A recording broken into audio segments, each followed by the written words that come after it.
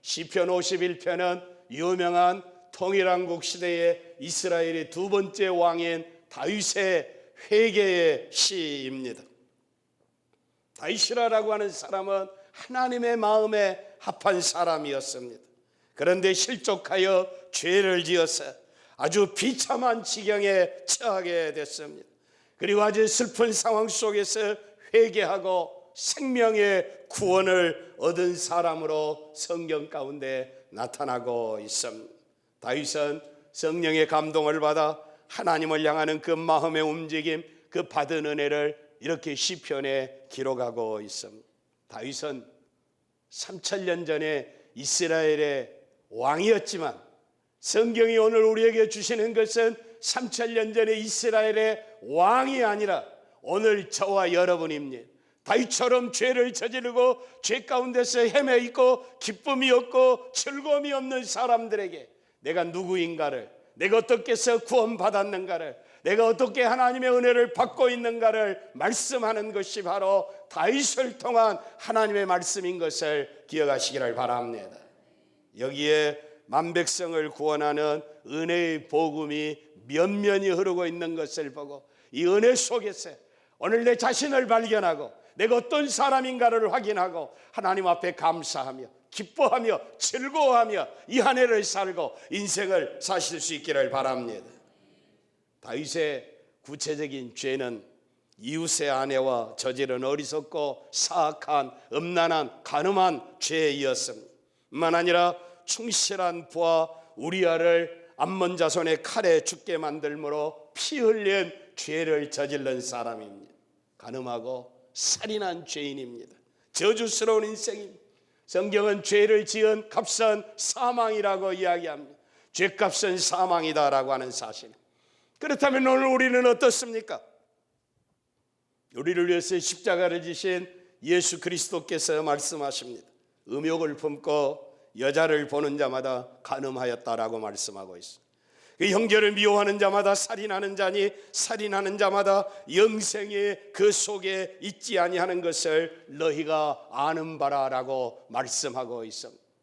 다윗은 간음하고 살인했는데 나와는 상관이 없다고 이야기하는데 주님은 음욕을 품고 여자를 보는 자마다 간음했다고 말씀하고 있습니다. 형제를 미워하는 자마다 살인했다고 이야기를 하고 있습니다. 누가 이 말씀 앞에서 자유할 수 있겠습니까? 나는 간음하지 아니하고 나는 살인하지 아니했다고 자신만만하게 이야기할 수 있는 사람이 이 세상에 어디 있겠느냐라고 하는 사실입니다. 우리는 죄를 지었으므로 죽어야 하고 이 죄값으로 영원히 지옥의 형벌을 받아 마땅한 인생입니다. 우리를 죽게 하고 지옥에 가게 할 간음하고 살인한 죄를 어떻게 해야 할 것입니까? 선지자 나단이 당신이 그 사람이라고 말하자 다윗은 올소이다. 내가 여호와께 범죄하였노라. 다윗은 하나님 앞에 숨김없이 기꺼이 자신의 죄를 인정합니다. 내가 주께만 범죄하여 주의 목전에 악을 향하여 싸우니 주께서 말씀하시되 나를 의로우시다. 하나님 보시기에 나는 죄인이라고 하는 것이, 죄를 지은 인생이요 죄 중에 출생했고 죄 가운데 살아가는 죄인입니다라고 고백하고 있습니다. 내가 죄악 중에 출생했다고 자신의 죄를 인정하고 있습니다. 다윗은 본래 타락한 본성을 지니고 세상에 태어났다는 사실을 몹시 슬퍼하고 있습니다. 이것이 소위 원죄로 우리 모든 죄의 원형입니다. 진실로 회개하는 사람들은 자신을 정죄함으로 하나님을 의로우시게 할 수 있습니다. 진정으로 행복한 사람은 자신이 죄인이라는 사실을 다윗처럼 겸손히 그리고 진실하게 인정하는 사람입니다. 만일 우리가 죄 없다고 하면 스스로 속이고 또 진리가 우리 속에 있지 아니할 것이요, 만약에 우리가 죄를 짓지 아니했다고 우리를 고백하지 아니하면, 죄를 자복하지 아니하면 의로우신 하나님의 죄인이 되는, 하나님을 정죄하는 자가 된다라고 하는 사실입니다. 내가 이르기를 내 허물을 여호와께 자복하리라 하고 주께 내 죄를 아뢰고 내 죄악을 숨기지 아니하였더니 곧 주께서 내 죄악을 사하셨나이다 라고 고백하고 있습니다. 놀라운 은혜란 우리를 향하신 하나님의 선하신 뜻으로 우리의 중심의 진실함을 원하신다라고 하는 사실입니다. 우리의 속사람이 정직하고 진실하기를 원한다라고 하는 것입니다. 사도 베드로는 이 속사람을 가리켜서 오직 마음에 숨은 사람이라고 말하고 있습니다. 겉모습은 깨끗해 보임, 신사 같고 숙녀 같습니다. 목사 같습니다. 그러나 우리의 속에 숨어있는 사람입니다. 부끄럽고 추악한 사람입니다. 살인하고 간음한 사람입니다. 이 사람을 어떻게 해야 할 것이냐라고 하는 것입니다. 우리의 속의 중심의 진실함을 하나님이 원하신다라고 하는 사실이에요. 이 사람이 하나님 앞에 깨끗하고 정직하고 진실해야 한다. 하나님은 다윗처럼 자신이 죄인인 것을 고백하는 진실하고 정직한 사람을 찾고 계십니다. 다윗이 하나님 앞에 죄인인 것을 고백하고 하나님의 은혜와 긍휼을 구하고 있습니다. 하나님의 은혜, 하나님의 긍휼이 무엇입니까? 곧 죄 사함입니다. 갚아야 할 빚이 있는 사람이 이제는 빚쟁이가 와서 내가 너 빚을 받지 않겠다고 장부를 찢어버리는 것입니다. 아니면 빚을 갚았다고 장부의 선을 그어버리는 것입니다. 더 이상 죄가 없다라고 하는 사실입니다. 다윗의 기도는 이두과복음 18장에 나타나는 회개하는 세리의 기도와 똑같습니다. 하나님이여 불쌍히 여기시옵소서. 나는 죄인이로소이다. 다윗은 거룩하게 하시는 하나님의 은혜를 구합니다. 하나님이여 내 속에 정한 마음을 창조하시고 내 안에 정직한 영을 새롭게 하소서. 나를 주 앞에서 쫓아내지 마시며 주의 성령을 내게서 거두지 마소서라고 하나님의 은혜를 구하고 있습니다. 하나님이 우리에게서 그의 성령을 거두어 가시면 우리는 망하고야 말 수밖에 없습니다. 사울은 하나님의 신에서 이제 죄함을 받았을 때 그는 망령된 행동을 한 것을 다윗이 보았습니다. 얼마나 비참한 있는가를 다윗이 잘 보고 여호와의 신을 내게서 거두지 마시라고, 주의 성령을 거두지 말라고 외치고 있습니다. 다윗은 그 사실을 알았기 때문에 이렇게 간절히 구할 수 있었던 것입니다. 다윗은 통회하는 마음이 이제는 마음의 제사를 드리고 있습니다. 죽은 짐승으로 제사 드리는 것이 하나님을 이롭게 할 수 없다고 하는 것을 그는 깨달았습니다. 살찐 소와 양의 피가 하나님을 깨끗하게 할 수 없다라고 하는 사실입니다. 죄인을 깨끗하게 할 수 없다는 사실입니다. 하나님께서는 참된 회개를 받으시는 분이십니다. 하나님이 구하시는 것은 상한 심령의 제사입니다. 상한 심령의 제사가 무엇입니까? 필연적으로 자기가 가지고 있는 죄에 대한 슬픔입니다. 죄에 대한 수치스러움입니다. 죄에 대한 통곡입니다. 하나님이 나를 창조하셨지만 내 속에 이렇게 더럽게 추악한 인생입니다. 깨어진 심령으로 주님을 찾아야 한다라고 하는 사실입니다. 속죄를 위해서 그리스도의 몸을 찢는 것만이 유일한 속죄의 제사입니다. 그 외에는 죄를 없앨 수 있는 방법이 없습니다. 우리가 아직 죄인 되었을 때 그리스도께서 우리를 위하여 죽으심으로 하나님께서 우리에 대한 자기의 사랑을 확정하셨느니라. 율법을 따라 거의 모든 물건이 피로서 정결하게 되나니 피 흘림이 없은즉 사함이 없느니라라고 말씀하고 있습니다. 우리는 여기에서 세상의 어떤 종교나 세상의 어떤 철학이나 세상의 어떤 윤리에서 찾을 수 없는 놀라운 은혜를 발견할 수 있습니다. 인간의 죄를 청산하는 길은 인간의 선행과 인간의 지혜와 인간의 지식에 있는 것이 아니라 하나님 앞에 내가 죄인이라고 하는 것을 정직하게 고백하는 것입니다. 죄를 사할 수 있는 은혜가 하나님에게 있다고 하는 사실을 인정하는 것입니다. 그래서 7절의 말씀에 우슬초로 나를 정결하게 하소서라고 말씀하고 있습니다. 우슬초라라고 하는 것은 담 밑에 나는 보잘것없는 풀뿌리입니다. 풀에 불과한 것입니다. 그런데 이 풀에다가 피를 묻히고 물을 묻혀서 이제 제물에다가 뿌리게 됩니다. 그리고 사람에게 뿌리게 됩니다. 그 피가 그 죄를 용서했다고 하는 상징적인 이야기입니다. 이 말은 문둥병자나 시체를 만져서 부정하게 된 사람들이 피나 혹은 물 혹은 피와 물 둘 다 우슬초 다발에 묻혀서 그들에게 뿌림으로 정결하게 하는 의식입니다. 사람의 시체를 만진 사람이나 문둥병에 걸린 사람들은 하나님의 성전에 들어갈 수 없으므로 깨끗해져야 합니다. 그래서 피 뿌리는 의식이 있었다라고 하는 사실이, 이처럼 믿음으로 우리의 영혼에 뿌려지는 그리스도의 피로서 정결하게 해달라는 말이 바로 다윗의 고백입니다. 그리스도의 피를 보아서 깨끗하게 해달라는 사실이, 내가 죄인이지만 2000년 전에 십자가에 달리신 하나님의 아들의 피를 보고 나의 죄를 씻어달라고 하는 고백입니다. 바로 이것이 은혜요, 이것이 바로 복음입니다. 나의 죄를 청산할 수 있는, 나의 숨은 죄를 청산할 수 있는, 나의 살인하고 간음한 죄를 청산할 수 있는, 죄 중에 출생하고 죄 가운데 살고 죄를 물먹던 마시고 사는 죄를 청산할 수 있는 유일한 길이 하나님의 아들 그리스도 예수의 십자가의 피라라고 하는 사실이, 죽은 행실로 하나님과의 교제를 끊어지게 하는 범죄와 하나님에 대한 두려움에서 우리의 양심을 정결하게 하는 건 그리스도의 피, 그리스도의 보혈입니다. 그러므로 이것을 새 언약의 중보자이신 예수와 및 아벨의 피보다 더 나은 것을 말하는 뿌린 피니라라고 히브리 기자가 설명하고 있습니다. 죄지은 다윗이 자기의 죄를 용서해 달라고 하는, 도대체 긍휼을 구하는 구실이 어디 있습니까? 다윗이 무엇을 하나님 앞에 요구할 수 있습니까? 살인하고 간음한 인생의 거룩하신, 의로우신, 빛이신 하나님 앞에 요구할 수 있는 자격이 어디 있습니까? 값없이 주시는 하나님의 은혜입니다. 값없이 주시는 하나님의 긍휼입니다.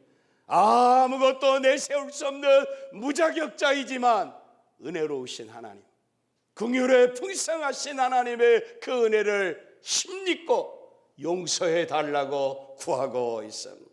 우리가 아직 죄인 됐을 때 그리스도께서 우리를 위하여 십자가에 죽으심으로 하나님께서 우리에 대한 자기의 사랑을 확증하셨다고 하는 사실, 하나님의 사랑, 하나님의 은혜, 하나님의 긍휼에 의지해서 죄인인 것을 고백하고 죄 용서함을 구하는 은혜로운 자 되시기를 바랍니다.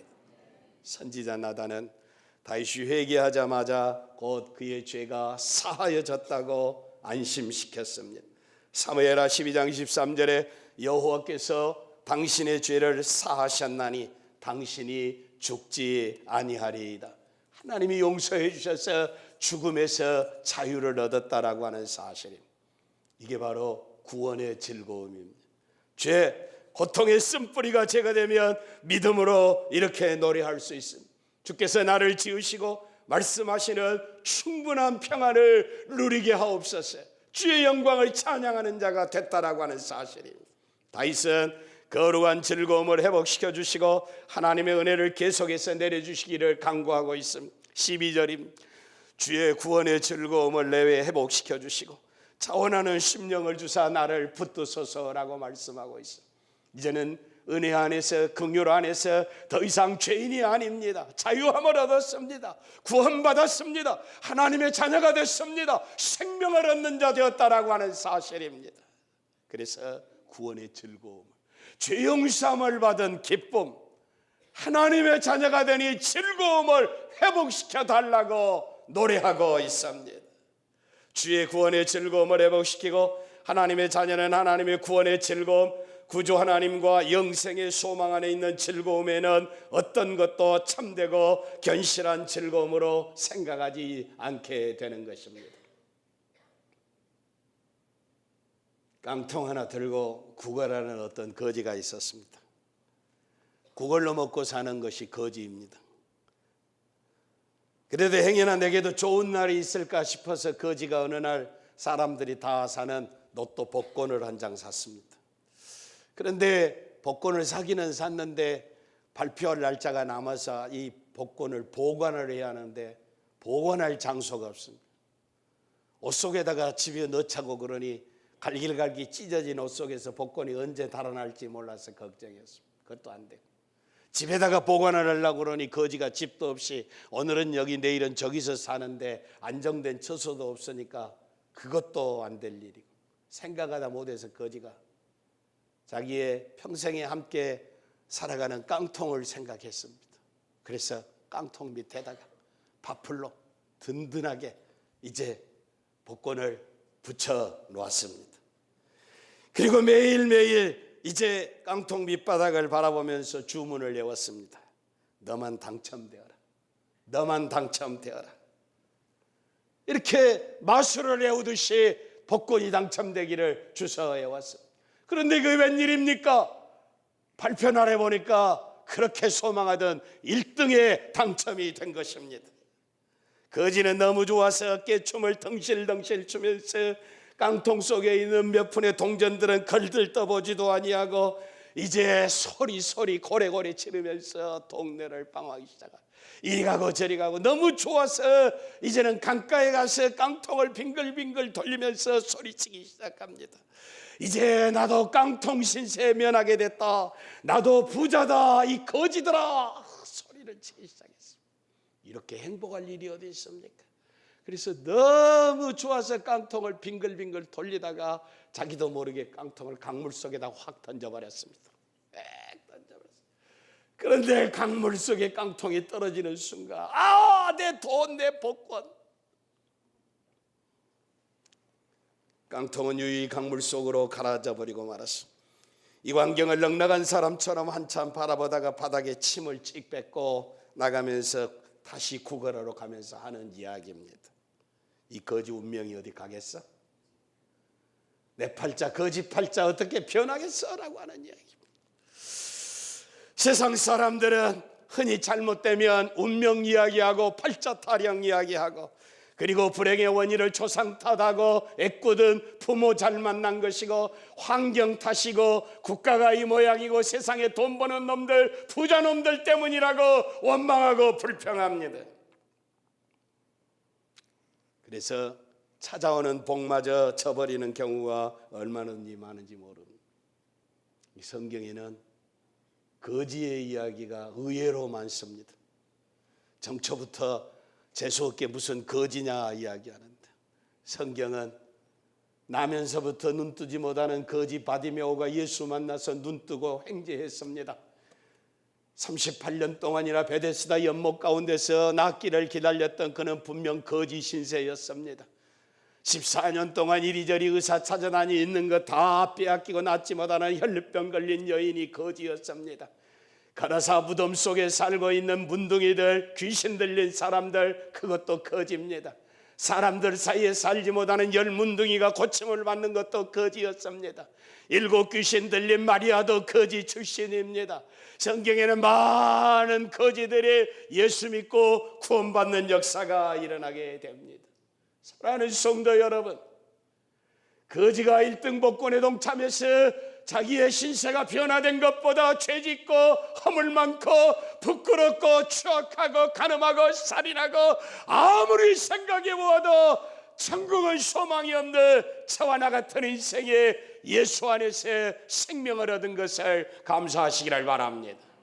구원받은 것을 감사하시기를 바랍니다. 그러나 거지가 깡통은 버려도 복권은 가지고 있어야지요. 내가 이 세상에 있는 모든 걸 원망하고 탓하면 안 됩니다. 그리스도 예수 안에 보혈로 그리스도 예수의 은혜로 죄 용서함을 받으니 놀라운 은혜를 잊지 아니하시기를 바랍니다. 즐거워하시기를 바랍니다. 감사하시기를 바랍니다. 찬양하시기를 바랍니다. 십자가의 도가 멸망하는 자들에게는 미련한 것이지만 구원을 얻는 우리에게는 하나님의 능력이 되는 것을 확신하시기를 바랍니다. C.S. 루이스라고 하는 오늘 현대의 기독교 최고의 문학자는 죽음을 정복하겠다고 하는 과학적인 희망이야말로 기독교의 진정한 라이벌이라고 이야기를 합니다. 오늘 이 시대의 과학이 죽음을 정복하겠다고 이야기하고 있습니다. 그러나 죽음을 정복하신 예수의 진정한 라이벌, 과학이 아무로 힘쓰고 있어도 결코 죽은 자가 살아날 수 없는데 2000년 전에 부활하신 영광의 주님이 우리의 주님이심을 인해서 감사하시기를 바랍니다. 어떤 사람들은 천국은 지루해서 살 수 없다고 이야기하는데 천국은 지루할 수 있다는 생각은 불가능한 일입니다. 시편 16편 11절에 주께서 생명의 길을 내게 보이시니 주의 앞에는 충만한 기쁨이 있고 주의 오른쪽에는 영원한 즐거움이 있나이다. 충만한 기쁨, 세상에서 바라볼 수 없는 기쁨과 영원한 즐거움이 있는 곳이 천국인 것을 확신하시기를 바랍니다. 여러분이 세상에서의 최고의 감동적인 아름다움을 경험했을지라도 그것은 천국의 맛을 본 것에 불과합니다. 진짜를 먹어야지 맛만 보면 어떻겠습니까? 이 세상에 있는 모든 즐거움이나 행복이라고 하는 것은 천국의 아름다움과 즐거움과는 비교할 수도 없다는 사실입니다. 천국은 과거에 대한 후회도 없고 미래에 대한 근심도 없이 매일매일을 만족스럽게 살아가는 나라가 천국인 것을 확신하시기를 바랍니다. 성경에서 우리를 신이라고 불렀습니다. 이제는 하나님은 우리를 남자이신 여자이신 지금으로는 도무지 상상할 수 없는 불멸의 존재로 영광스러운 모습으로 거룩한 존재로 우리를 변화시킬 것입니다. 그리고 하늘과 땅을 창조하신 끝없는 전능하신 능력과 그리고 영원한 즐거움과 완벽한 선함을 가지고 티끌과 없는 거울처럼 밝히보는 하나님 앞에 나타나는 정결한 신랑 신부 되게 하실 줄 믿습니다. 그 과정은 길며 부분적으로 아주 고통스러우겠지만 거기에 도달하는 것이야말로 우리가 이 세상에 존재하는 목적입니다. 그 이하도 없습니다. 말씀 그대로입니다. 우리는 말씀 이대로 믿고 영광의 세계를 방면서 힘있게 전진하시기를 바랍니다. 새로운 한 해를 출발합니다. 기쁘고 즐거움으로 섬기시기를 바랍니다. 자원하는 심령으로 섬기시기를 바랍니다. 구원의 즐거움을 회복하시기를 바랍니다. 티끌로 사라져버릴 세상 때문에 헛된 것들 때문에 염려하고 근심하고 걱정하고 소망이 없는 일에 눈물을 흘리지 말고 애쓰지만 구원받은 감격과 예수 안에서의 죄용사함을 받은 즐거움과 영원한 충만함과 영원한 기쁨을 바라보면서 감사 찬양하시기를 바랍니다. 그리고 주어진 일에 충성하고 주의 나라와 주의 몸된 교회와 주의 영광을 위해서 힘쓰다가 영광의 주님 만나시기를 바랍니다.